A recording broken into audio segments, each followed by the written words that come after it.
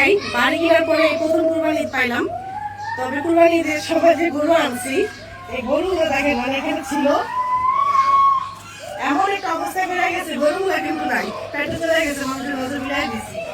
এখানে একটা কিন্তু গরুগুলা কিন্তু বাড়িতে খুব মানাইছিল, বুঝছো?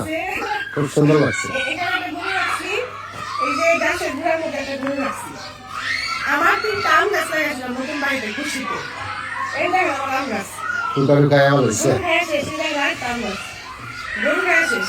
গরু খায়া বলেছে একবারে, একবারে খায়া বলেছে। এটা সব থেকে ভালো গাছ ছিল, বুঝছো? তাজা।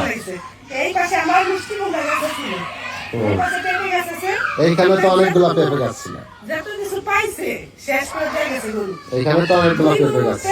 এই বাড়ি একবার মনে যে ময়লা ছিল, আসলে যত ওদের মলমূত্র ছিল এখন যখন বাড়ির বাইরে আমাদের এখানে যখন কুরবানি দিছি গরু প্রচুর বৃষ্টি হয়েছে, আমি আমার বাড়ির ভিতরে কোনো কষাই কিনে পাইছি। ভিতরে দেখেন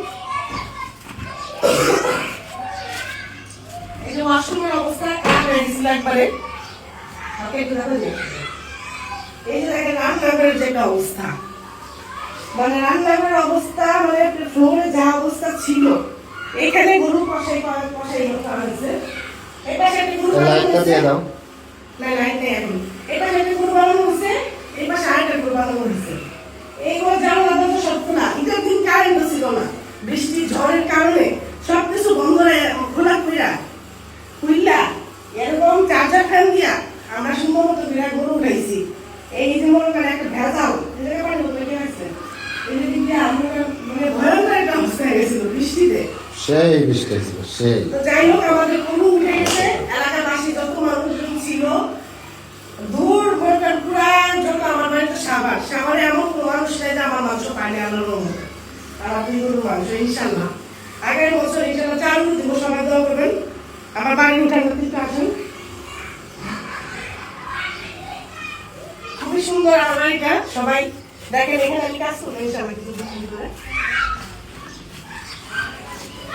অনেক সুন্দর একটা পরিবেশ, আলহামদুলিল্লাহ অনেক ভালো লাগে দেখতেও, সবকিছু মিলে মানে খুবই ফ্রেশ। ঠিক আছে, খুবই ভালো লাগে। সুন্দর বাড়ি যাবে, বুঝছো? মানে আমরা ইয়াকি দিই হুম। এই মাঠে আর হচ্ছে দুধ আছে হ্যাঁ, আর গরুগুলা তারা নতুন আম গাছ লাগিয়েছিল, আচ্ছা আম গাছ নিয়ে আসবো, আম গাছগুলা নতুন, লাগানো করতে হবে, বুঝছো? বুঝছো? আম গাছ নিয়ে আসবো। আর ওই কোনায় একটা লিচু গাছ লাগানো কেমন হয়? আর লিচু গাছ, হুম, কিন্তু এটা তো কাজ নাই এখন। না এটা উঠায় ফেলবো নি, থাক এখন, থাক। তুমি পারবো না উঠাইতে, পারবা? হ্যাঁ, না এই আম গাছটা একবারই খাওয়া হয়েছে না, হবে মনে হয় এই আম গাছ এখনো হইতে পারে। অনেক ভালো লাগছে, ভালোই পাচ্ছি আলহামদুলিল্লাহ। সবাই দোয়া করবেন আমাদের জন্য। আল্লাহ হাফেজ।